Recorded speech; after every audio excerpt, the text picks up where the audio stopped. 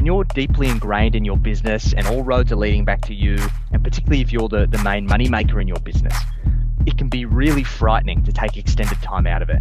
But I've proven it time and time again with myself and our clients that when you take time away, when you come back, you will make more money. It just happens. And you need to take that time out of the business to test the systems and see what happens. What's up, everybody? You're listening to the Hustle and Flowchart podcast with your boys, Matt Wolf and Joe Fear. Jackson, we're live, and you are in the wilderness, and it's freaking awesome, man. How you doing? I'm doing really well, man. I'm just living in the abyss, just trying to enjoy life as a traveling entrepreneurial gypsy. Nice. So where in the world are you right now? So I'm in a place called Stanwell Tops, which is about an hour south of Sydney, in a place near Wollongong. And basically, I'm on my way heading down to see my mum before we spend a year traveling around Australia in our four-wheel drive and running our business from the road. So it's very exciting. We're day 4 now, so we're still kind of adjusting. I was gonna say you're early on the road, and you have the beard like you've been you've been on there for years, and I love it. Exactly. Yeah, man, it's exciting. So, I mean, we got connected through Charles Bird, and that guy is just and we've had him on the podcast. A lot of people are just lighting up about his JV connections and processes, and then got connected with you. And I mean, you're so dialed in with what you do as well. I love your approach. And I mean, so you specialize in wealth creation for business owners. And I thought, like we've had some folks on before, and this is always kind of a light bulb moment for business owners that are listening, because I feel like this is the piece that a lot of folks aren't thinking of, or at least maybe they can maybe folks don't think they can attain that right now in their level of business or their time in business. So brought you in, and hopefully we can kind of dispel those myths, and maybe someone wants to go on a crazy road trip for a year and still be cool, financially, and grow. So I'm really looking forward to diving into it, guys. Like, I think there's a lot of us are taught to kind of shrink ourselves wealthy, and like the beliefs that we have around money and finance, particularly as entrepreneurs, can sometimes be skewed and aren't really conducive to creating what I refer to as a lifestyle business, a business that can actually help you as a vehicle supercharge your path to financial freedom. So I'm all about kind of really flipping the script for business owners, helping them understand the language of money, and then using their business properly to manufacture true financial freedom for themselves and their families. Very cool. Yeah, I was telling you right before we hit record that I just got back from an 11-day road trip with my family, and during that 11 days, I probably got a total of about 30 minutes of work in. I kind of figured out what was the bare minimum I could do on the road, got everything front loaded, did it all ahead of time, and then saved the few little things for on the road. But other than those like 30 minutes that I spent, I didn't manage to get very much accomplished in the business. So I'm really curious to dive in and hear exactly how you're setting yourself up so that you're not stressed out about that kind of stuff. Yeah, you've got to have the right systems. And we've been working on for a year to really dial this in and kind of doing test trips and kind of working out exactly what life on the road needs to look like for us to be productive. And because we've still got a business to run, like this isn't really a holiday for us. So this is just the lifestyle that we're choosing to live. So yeah, keen to kind of pull the lid back on that and share with you guys exactly how we've done it.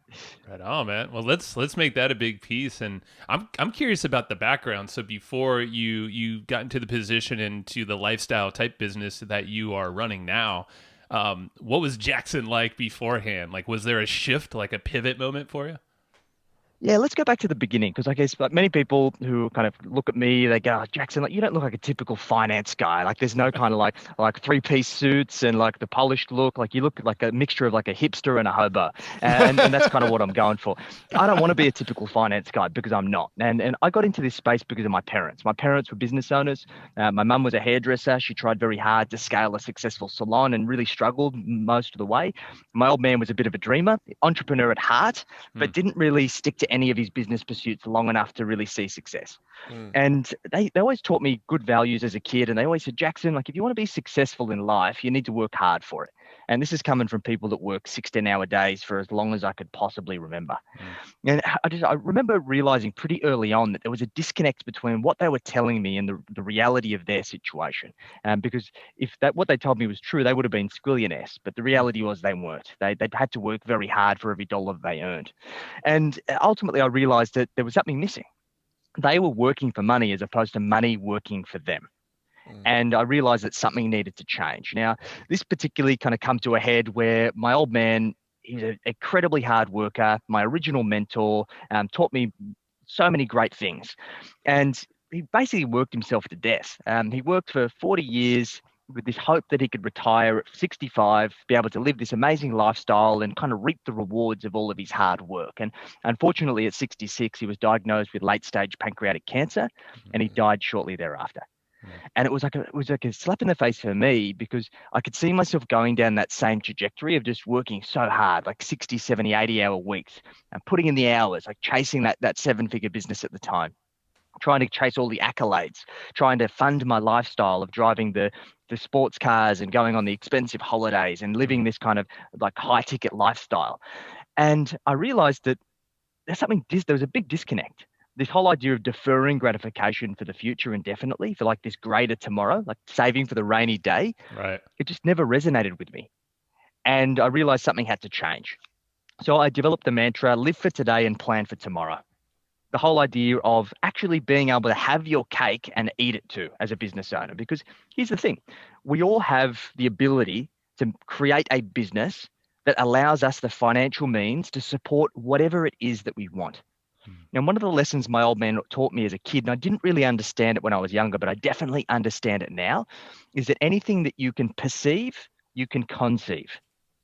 And it's just a matter of thinking big enough. And most business owners are one-dimensional planners. They go, okay, I want to hit that seven figures. I want to achieve this milestone. I want to achieve that milestone. But then all of a sudden, they're focusing on this one thing with their blinders on, and then something else pops up. And they go, oh, I need to choose. I need to choose whether I'm going to grow my business and scale up to seven figures or beyond. I need to choose whether I'm going to hire that next staff member or go on a 3-month holiday and enjoy downtime with my family without having to worry about my business. And this reason is that shrink yourself wealthy mentality. It just doesn't work. So fast forward, we've scaled a multi-seven-figure business, and we've got a team of 27 now. We've got about 600 clients around the world. And once again, I'd fallen into this trap of creating a job for myself. My previous business that I sold about 3.5 years ago, I'd got to a point that it was seven figures. I could work 4 days a week, 44 weeks a year. I was making fantastic profits. It was a great business. But it just didn't align with my values anymore. It was not the vehicle that was going to get me where I wanted to go. So I sold it. We started Aureus and then kind of fell into the time for money trap. And then I realized, hey, I'm not even following my own mantra anymore. And 12 months ago, we put the wheels in motion to get this business back to being a lifestyle business. And when you've got a big business, it's sometimes very difficult to turn the wheels fast enough to undo a lot of those things that you've done. But luckily, with this really clear North Star of us leaving, the plan was to leave on 30th of March on my birthday. And we left a week late. It just all fell into place. We all work well to targets. When you set that target, it's amazing what you can achieve. Yeah. I think the thing that stood out for me there is the whole one-dimensional target or goal, focus. What was like the most difficult part, or like was there kind of a flipping moment for you in business, like where you started to kind of expand and maybe some struggles you went through during that time? Definitely. I find the hardest business to scale yourself out of is a business where you are the expert technician.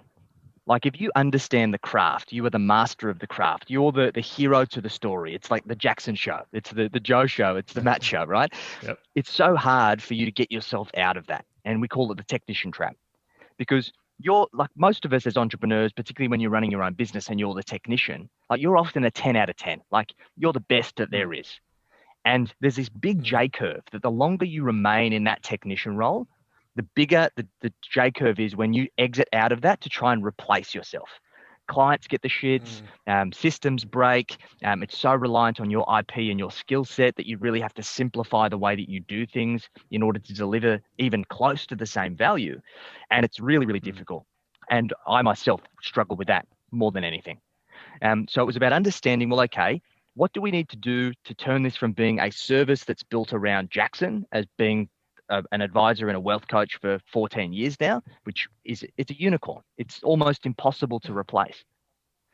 2, productizing the business and then creating the right systems, the right frameworks that are conducive to our team delivering the same, if not better value than if I was to do it myself. That was the hardest thing.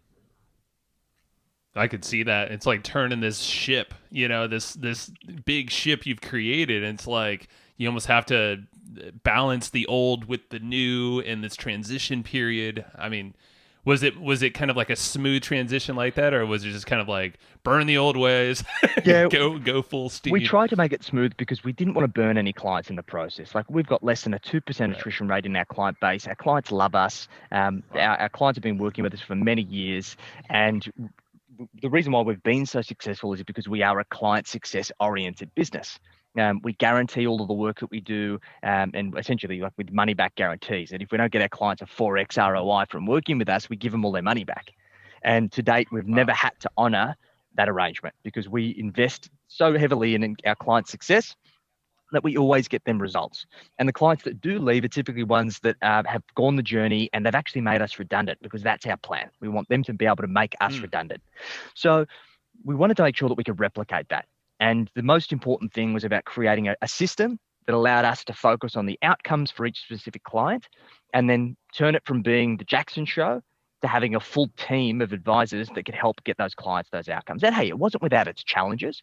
Like there were the things that didn't go to plan, and there were frustrations even still today. But I think the most important thing, and one of my good friends taught me this, is that scaling a business is about getting prepared to have thousands of ego deaths. There are so many opportunities. That's true. There's so many opportunities where you want to roll up your sleeves and you want to dive back in and you want to save the day. You want to be the superhero again. You can't. You just need to allow things to break, because systems are made to be broken. When you make a system and you break it, you can see the point of weakness and then you can improve it and take it to the next level. And that has to happen. Yeah. Do you have any advice for people getting over that sort of mental barrier that exists? Because I know what you're saying resonates with both of us heavily, right? Like there's a lot of things in our business right now where we've said over the last, 13 years now since we've been in business, we've said, all right, we're going to back ourselves out of this thing. We're going to get somebody else to start doing it. We get somebody else to start doing it. And 2 months in, we're like, you know what?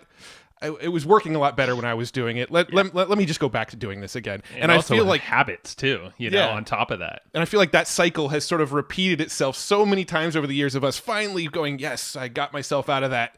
And then a few months go by and then we slowly start creeping ourselves back into it. Yeah. So what sort of advice do you give people to get over those sort of mental barriers? The most important thing is that we need to reposition the business as a vehicle as opposed to the destination itself. Because the reality is for most entrepreneurs, the business is actually the destination. It is the be all and end all of their existence. Their measurement of success, fulfillment, achievement is all measured by the results that they get in their business, which is great. Like, of course, we should all be passionate about our business. We love our business. It's something that we've created, that we've put all the blood, sweat, and tears into it. However, it is not the destination. It is a vehicle, and we need to treat it as such. So like look at publicly listed companies. The majority owners of those companies are not actively involved in those businesses. So we've got to put our hat on and ask ourselves the question of, if I was the CEO of a publicly listed company, would I do this? Or in another seat, if I was a shareholder of a publicly listed company, would I do this? And the answer to most of those things is no, because the most shareholders don't do anything. Yeah. So this is the shift of frame. Now, the problem is that as human beings, we make the best decision that we have available on life's menu and business's menu as well. We typically always make the decision to step back into a role because we believe it's for the better good of the business. Now, the only way that we can do that is we need to reframe the value of that decision. We need to put better options on the menu. So the analogy I like to use is, let's say, for example, like you went into a restaurant and you open up the menu and you hate Brussels sprouts. Like, you're never going to order 2 serves of Brussels sprouts, right? Like, give me 2 of those suckers. Yeah, please. I'm looking forward to being miserable tonight while I'm out eating dinner with my partner, right? You never do that. You order something, and it's only in hindsight that you realize that it's a bad decision. So this is not about removing bad decisions from the menu. This is about increasing the quality of the decision. So how do we create different frames of reference, different ways of looking at things and validating our decisions that ensures that it is actually for the greater good of the business? Because ultimately, you've only got so much time, and your time is more valuable likely spent in other parts of your business than stepping back into technician roles or kind of doing the doing as such. Yeah. Yeah. And I mean, you mentioned time. I mean, you mentioned your dad as well. And that whole because I've known too many people who have died far too young, and it's the time element. I don't think a lot of us are grounding ourselves and realizing, okay, yeah, we have the ability to take on everything, and being in the roles that we are as CEOs or, leaders of our companies, we are the ones that are basically introduced to all these opportunities and new problems that we know we can solve. But, that's a quick trap to kind of get your hands involved and start doing stuff unless you have these filters, like you just said. Exactly. And this is the reason why I created the F4 framework, which is basically our North Stars that we set for ourselves, but we also set for all of our clients. Because if we can have a better measure of success of what is the actual goal that we're chasing, and then we can ask ourselves the question, like, does this decision or what we're looking to do make the boat go faster? Then it makes it a whole lot easier to make those quality decisions. So we aim for our clients to help them create a business that produces $400,000 a year in profit, allows them to work 4 days a week and 44 weeks a year, and then fast tracks their way to $4 million in net wealth. So ultimately, any decision that we make is, does it improve my profit? Does it help me win back my time and it takes extended periods of time out of my business? And does it allow me to turn my business profit into personal wealth? And if the answer is no, then why are you doing it? Let's go deeper on that if you don't mind. Yeah, can we break that down to maybe some? Yeah, I mean this is fascinating. So I don't know the best place to start for that, but I mean the typical business owner I don't think is thinking in all these layers. Maybe there's a monetary yearly goal. Let's start with the $400,000 a year in profit. Where does the 400,000 number come from? Why is it an arbitrary number, or is it a very specific number for a reason? It's quite specific. When people ask me, Jackson, do you have a love affair with the number 4? And I go, no. Actually, my lucky number is 7. So I could have turned it on to 7s, but the science wouldn't work.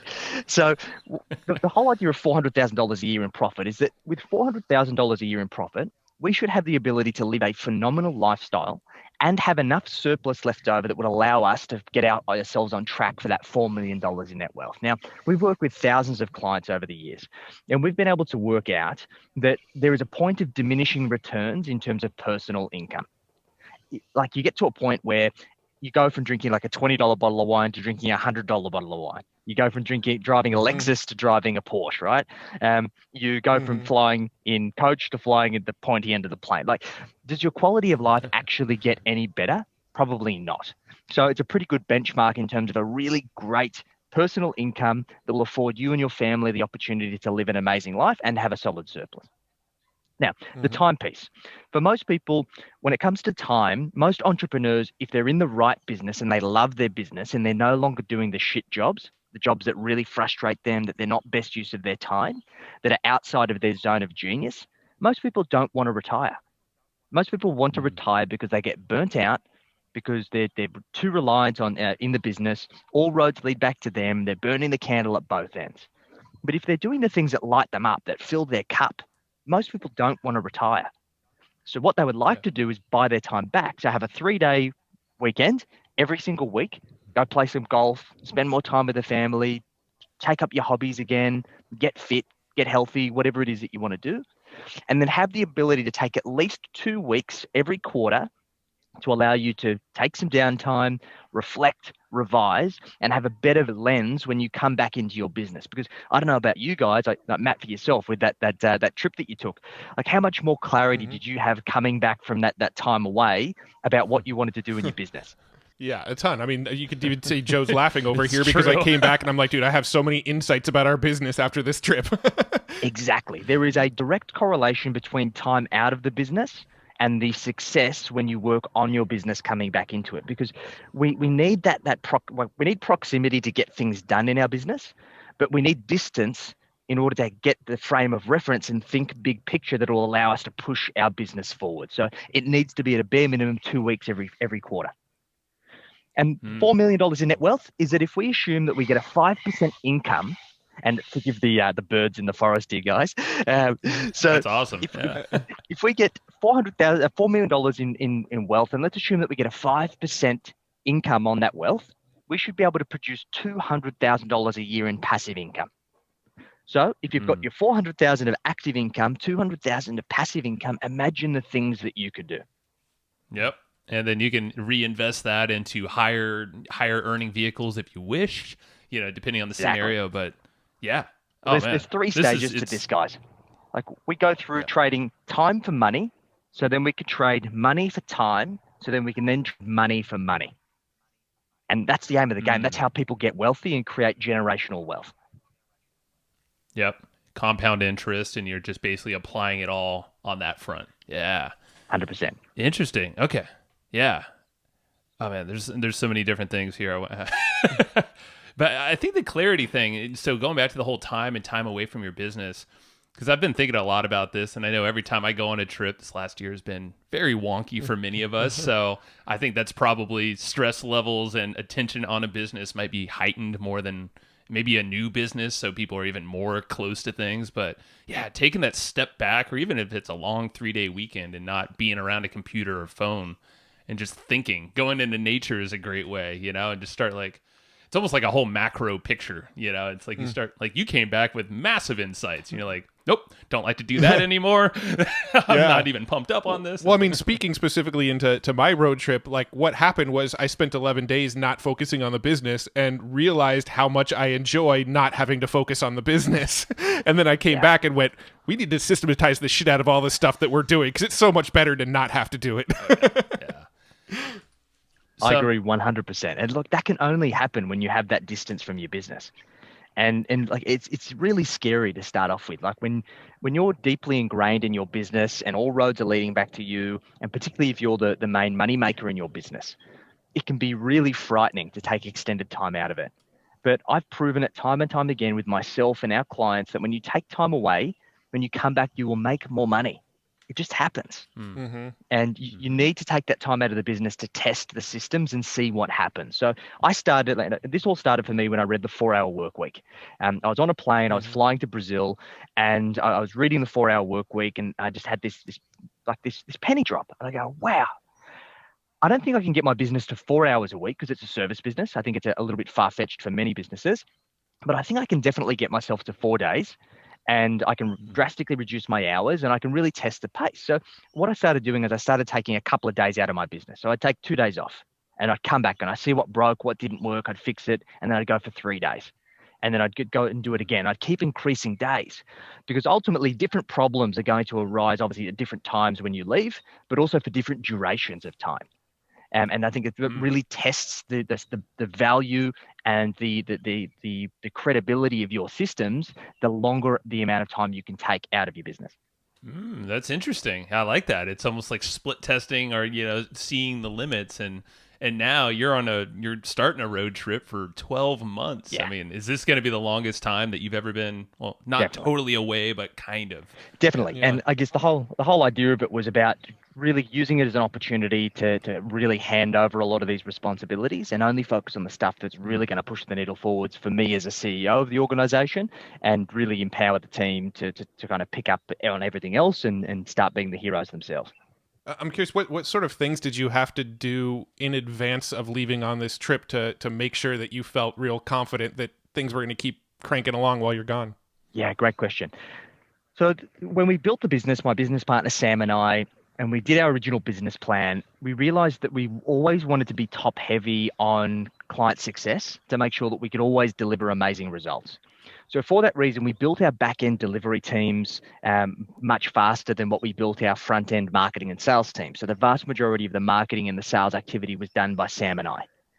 And for that reason, I realized that, hey, look, if I'm going to be out in the bush and like not like out of internet access and like not in contact with civilization, and I'm the money maker, that's not going to work.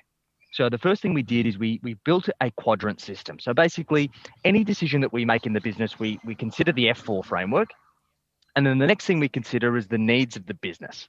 So we break it into 4 quadrants. There's marketing, there's sales, there's delivery, and there's growth. And what we do is we consider that cascading from basically left to right. So we go marketing, sales, delivery, growth. And we assess, okay, is our marketing capacity at the moment, do we have enough leads to achieve our goals? Yes or no? And if the answer is no, then we need to focus on that first. Next, we look at sales. Do we have a good system to have our pipeline of prospects and leads turn into paying clients?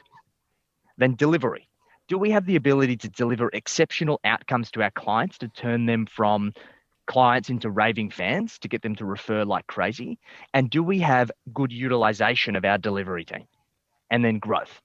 Do we have enough margin and cash flow to allow us to either take chips off the table or to reinvest back in to allow us to compound these 4 quadrants?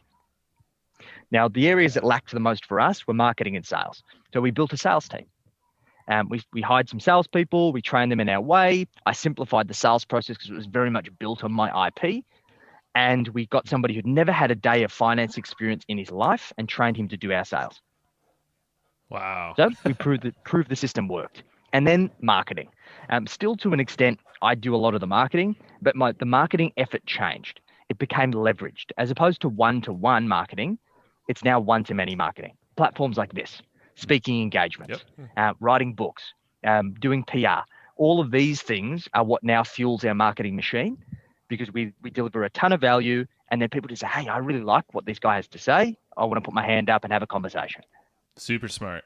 So would this be a similar format you would kind of guide your clients through to sprint to the 400K profit, is kind of looking at their business in this format? 100%. And what we found in our experience, guys, is that the vast majority of businesses don't scale because their marketing and sales machine isn't supportive of scaling. Most business owners have this knee-jerk reaction to hire more technicians.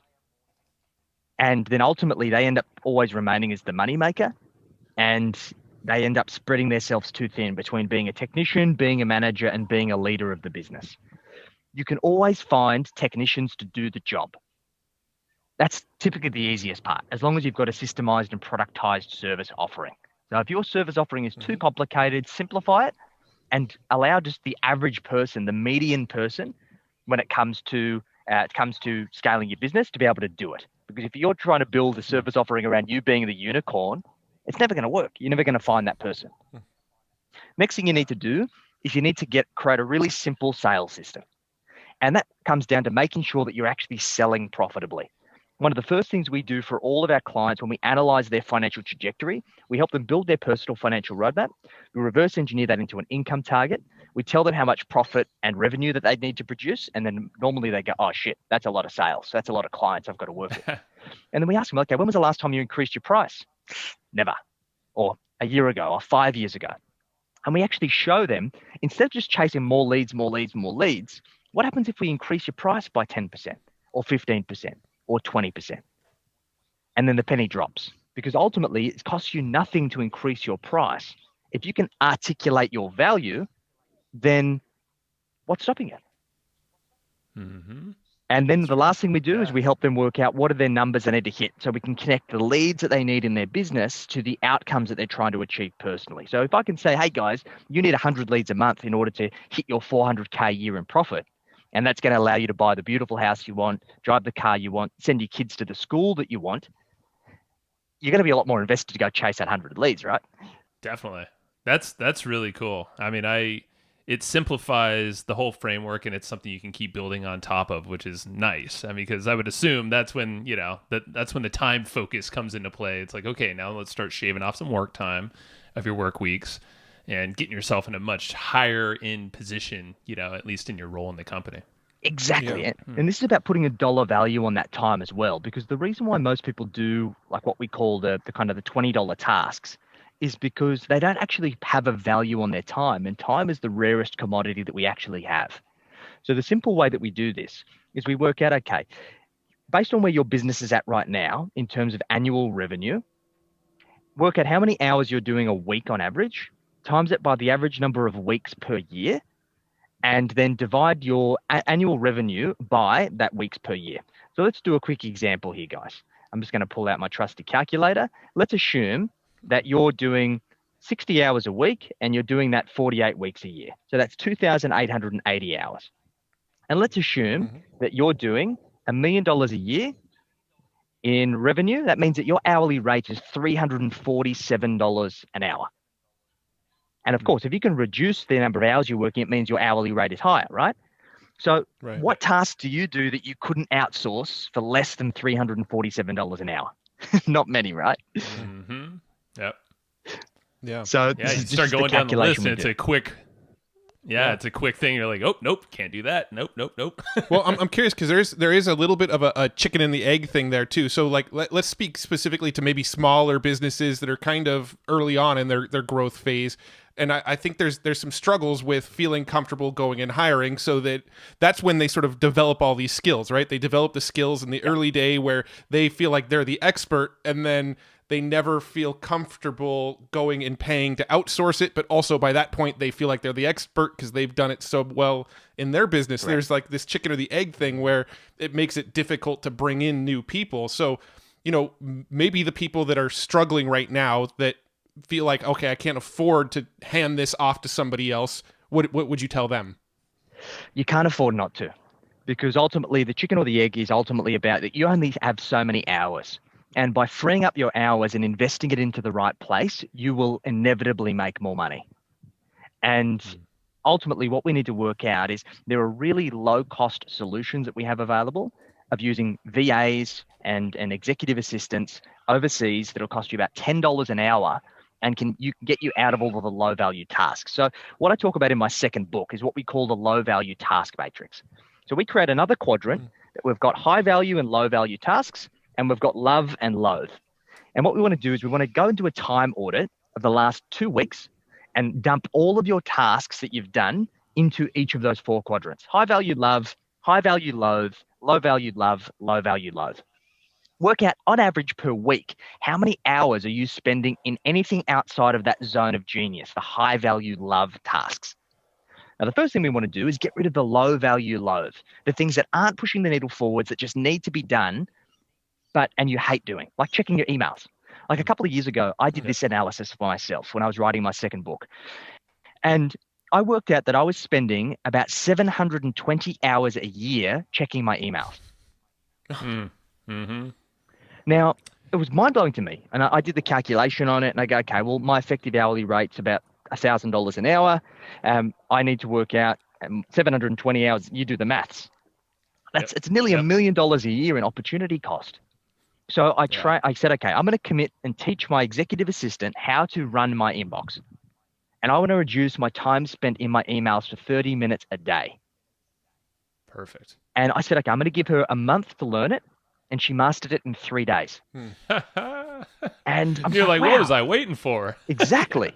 So this is what we do with our clients. So there's low value tasks that are wasting your time, that are stopping you from going out and getting more leads, closing more deals, and delivering more for your clients, like just delivering value. So if you to get out of that technician phase, we need cash flow, because we need cash flow to hire. And the easiest way to do it is to get an executive assistant or a VA, train them in those low value tasks, get yourself back into focusing on winning those clients, increasing your pricing, bringing in the deals, building up the cash flow, and then hire. Bring in the right people that are going to allow you to get out of that technician phase. And you might as well start with those tasks that are lowest value. It's not a lot of risk either, but it's kind of training, I would assume, really training your mind to let go of some of these things. And then you can 100%. keep snowballing that upward. Well, I'd also imagine if you start finding a bunch of low value, loathe tasks, you probably just don't even need them at all. Like you don't even need anybody to be doing them. Exactly. And that's where we can systemize them out, because what we typically go through is a framework that we call delete, delegate, and dominate. We want to go through, like once we outsource the tasks initially, we then task that individual with making themselves redundant from those tasks as well.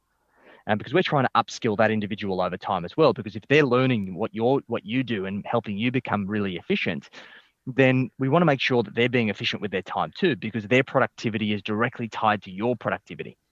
So if there's things that aren't best use, they should be focusing on improving the system, using automations or different tools to be able to streamline those tasks, win back their time so that they can add more value to you.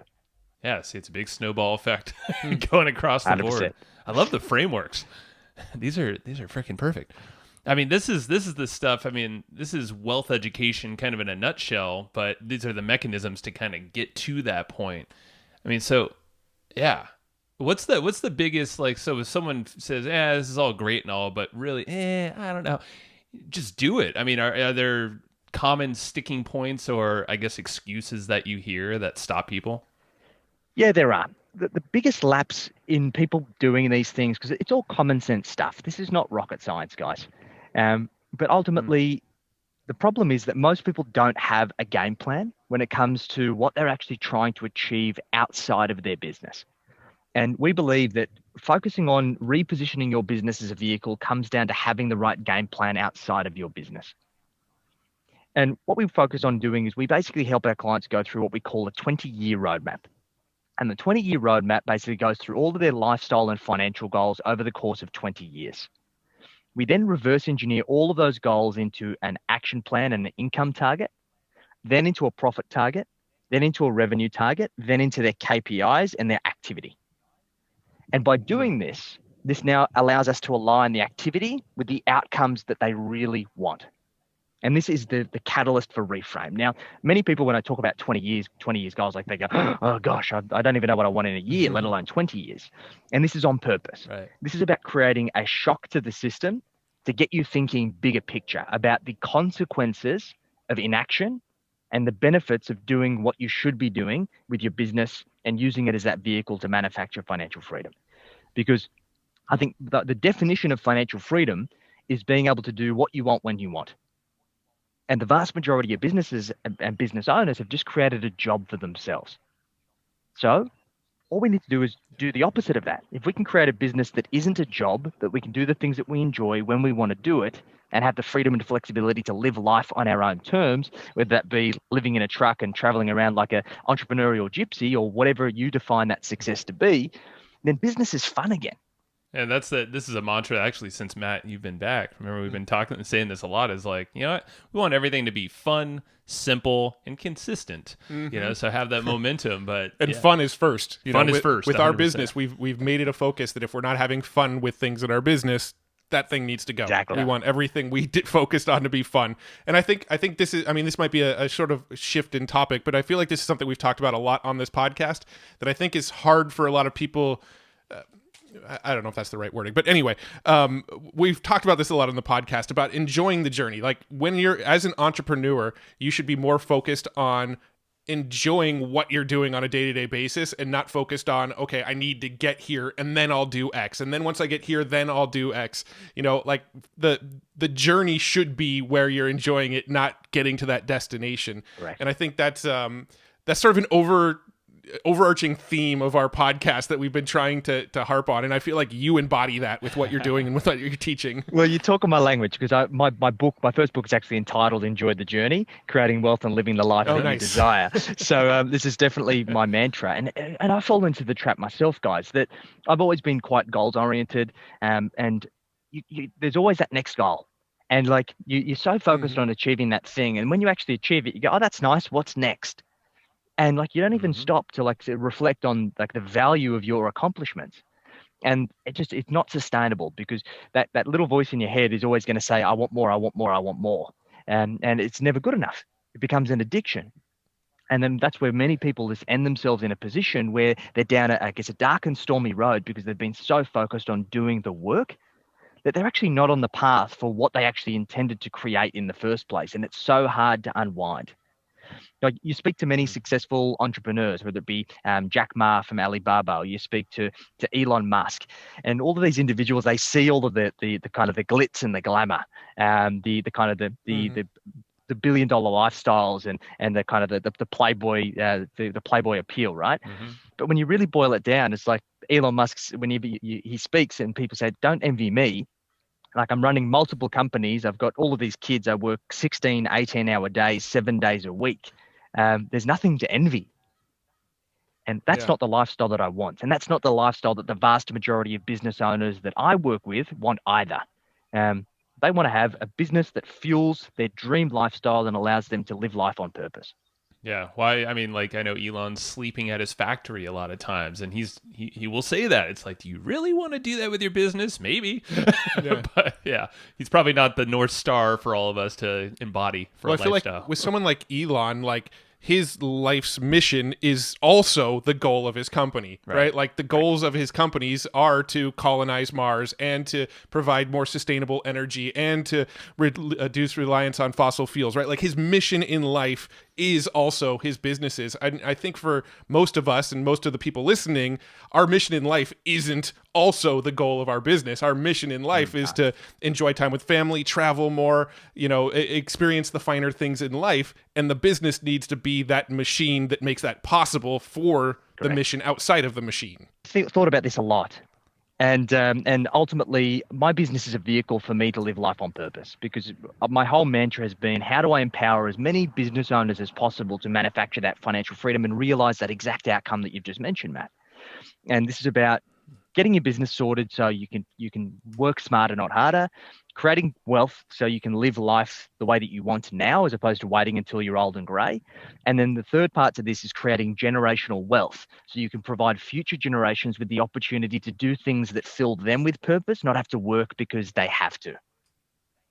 And this is my life's work and what I'm committing myself to, of just educating people around achieving those milestones, because I feel that if more people can create generational wealth, can allow their future generations to pursue the things that they're truly passionate about because they don't have to worry about money anymore, I think the world's going to be a better place. And it might even be a bit of break in the cycle. Like if we go back to, our parents, a lot of them have had to work a lot of hours. And then before that, like there was, the Great Depression type era, and there are all these there were a lot of war, there's a lot of this, you got to work really hard kind of thing. And as entrepreneurs, you're right. I mean, it's kind of like the warriors of old time. Like we're always on the hunt. We're always after the next big game or the big thing, and it's hard to just appreciate the moment sometimes, for us to slow down and focus on what's truly important or where we're originally after. It's not just, let's go hunt and kill everything. It's like, no, hold on. Eat what you got, or maybe enjoy. And I don't know where this analogy is going, but the whole point is it's hard to turn off that mind when you're so after it, as an entrepreneur. It definitely is, mate. And I think it comes from one of two places. It comes from either social conditioning, that we're in the rat race. It's what everyone else is doing. And so it's what we think we should be doing. And we just haven't taken the time to stop and actually ask ourselves if that's what we really want. Or it's an indicator that there's something deeper missing. You're compensating for not truly being happy or fulfilled in your life. And it's a harsh reality for many. And I know that I fell into that trap for a very long time.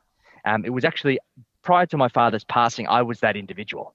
I was constantly trying to keep up appearances, to appear to be this hugely successful person, wearing all of the brand names, driving the sports car, kind of look at me. And it was a compensation for lacking happiness and fulfillment. And it was only when my father passed away that I truly understood that something was missing and I wasn't living life properly. Yeah.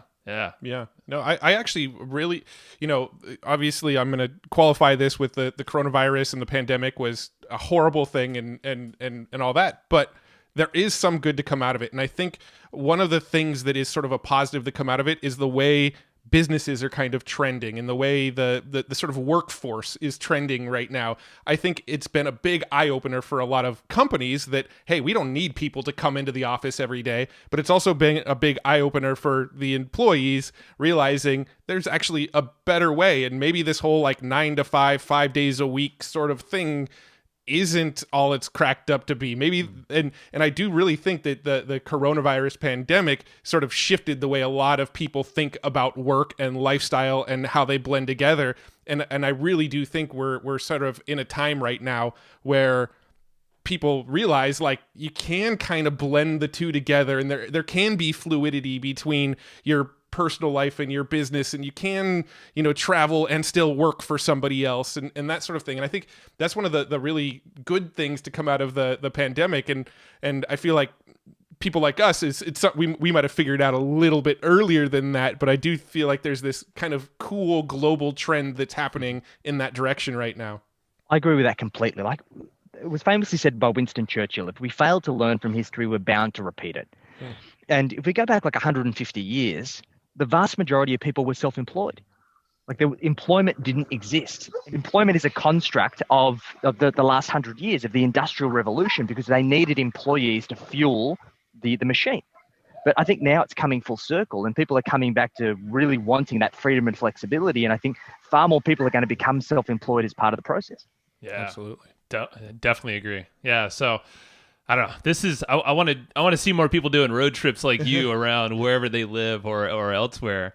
And just to kind of, I want to get your vision on what you're doing, because I want to get a little glimpse of like what you do. I've seen your dog pop its head out a couple times. Yeah, no, I'm also curious about like sort of what, along the same lines of what Joe's asking. I'm curious about like what sort of equipment you're using and how are you actually making this work on the road. Yeah, 100%. And look, hopefully the listeners can appreciate the authentic experience of all of the noise in the background and everything that's going on. But I guess that's life on the road. So basically, when we realized we wanted to do this 12 months ago, and we decided that we wanted an overlanding vehicle because we wanted to be able to go places where other people without this type of setup could never go. We wanted to be able to go to the very pointy end of Australia, to the Cape, be able to go deep into the outback, where there's absolutely no one there. You're days away from civilization, because we wanted to be able to place ourselves in environments that could allow us to expedite our growth trajectory. Because as we've already spoken about, like that growth comes from being out of your business, being in different environments. And taking that to the complete extreme is my objective for the next 12 months. Because we're so used to being able to wake up in the morning, going and sitting in our office, turning on our computer, sitting there in comfort, going to the fridge, having food there, all of these constants that we have that allow us to be in the moment and thinking exactly around what we're going to be doing in our business and in our life is it's something that we all take for granted. However, in this environment, there are no constants. Like I've got my dog here that's running around. There's stuff that's happening around, and we're moving every single day, and there are absolutely no constants. Anything can happen. And my mission is to work out how can I thrive in an environment that is constantly changing, because if I can do this in this environment, I can do it in any environment. And I think that's a really powerful lesson. So basically, to give you guys a bit of a rundown, we've got a Toyota Troop Carrier. It's got a pop-top roof. So if you look up there, that's our bedroom. Nice. And inside the back of the truck is our kind of office area. When the weather's not too great, we've basically got our setup in there with a couple of desks. And basically, we've got solar on the roof. We've got a lithium system. I'm basically powering that from an inverter that's run by the solar at the moment. And we've got basically everything that we need to have a house on wheels. It's just a very, very small house that we've got to learn to live with. So obviously, as we said, we're only about 4 days in, so we're still getting used to what that life looks like. But I'm enjoying it so far. It's that excitement of the unknown that I've always tried to chase. And I think more people have to have the courage to throw themselves into the unknown and see what happens, because that's where growth happens. Yeah, man. Well, you literally have a business as a vehicle because your business is printed on the side of your vehicle behind you, which is it's awesome. And it also makes a great colorful backdrop for videos. It does. So anybody listening to this, and you want to know what the visuals he's showing, you can go over to the YouTube channel and see the video version. I'm impressed, man. I'm just like, I'm happy we connected, and thank you for sharing all of these frameworks, because you went deep with us, and I know you have a podcast as well. So talk a little bit about how folks can go find you, listen to your show, maybe work with you as well. Yeah, so I've got a podcast called Enjoy the Journey podcast, aptly named. Our main platform is Spotify, so feel free to find us there. And I've also developed a 40-point business performance scorecard, because what I find is that most people just don't know the options that they have on the menu and what they need to improve. So it's super important to understand exactly how you're tracking in pursuit of using your business as a vehicle to create financial freedom, and understanding what you need to be focusing on. Now, out of the 40 points, the average score is about 18 out of 40. And we've run this with thousands of businesses. So it actually means that the vast majority of businesses are below average. But the good news is that typically when people do the scorecard, they can improve their score by about 10 in 30 days or less. So I'll give you guys the link to that to add to the show notes. We've also, we work with service-based business owners to help them increase their cash flow, improve their profits, and build personal wealth. So if you are a service business anywhere in the world, you're looking to up your money, your finance, your profit, and your wealth game, and you'd love to have a conversation, I'll also include a link for you guys to book a time with my team, have a conversation around how we can help you map out a game plan, and see how we can support you in pursuit of financial freedom. Right on, my man. Well, cool. Well, yeah, we'll link it in the show notes. So you know to get that, everyone. We'll throw them in all the notes that we offer you. So awesome. Anything else, Matt? Oh no, we cover a lot of ground. I feel like this conversation, the timing of this conversation for where we are in our business right now was just like insanely spot on. So I really, really appreciate you spending the time, because it was really valuable, and I think it hit home with both of us pretty heavy. So Appreciate you, man. Thank you, my man. Appreciate you. I'm glad for that, guys. It's been a pleasure, and looking forward to catching up soon.